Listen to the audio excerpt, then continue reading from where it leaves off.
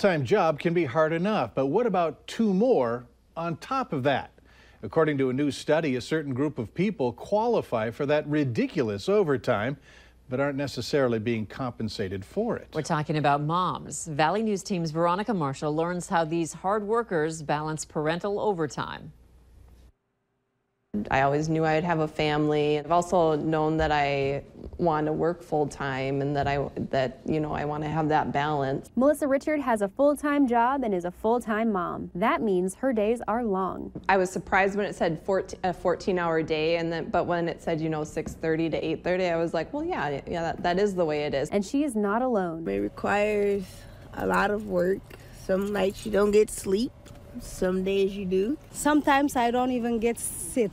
Yeah, like I can sit half an hour, 1 hour. I couldn't tell you exactly how many hours. It's a lot. In fact, while the typical work week is 40 hours, a new survey finds moms put in 2.5 times that, about 98 hours a week. When you become a parent or even adult, you just have to flex and become adaptable to all the new responsibilities that you have. The labor isn't paid, and it can cut into a woman's personal time. Researchers have found nearly 13% of moms feel exhausted, less productive, and emotionally withdrawn at least once a week. To avoid burnout, moms say it's all about balance. You try to have other facets in your life to make sure everything's balanced and you don't feel overwhelmed and just one-dimensionally. And sharing the load. We've got such a great network here that, I could be here Saturday and need a break and just call my mom and say, can you take the kids for a while? And she would, and my in-laws would do the same. So despite all the hours off the clock, the moms say it's worth it. It's the best thing ever. I would not trade it for the world.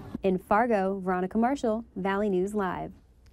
Fathers were not included in the survey, but some of the mothers we spoke to say their partners put in just as much parental overtime as they do. And thanks to all moms. All parents, really.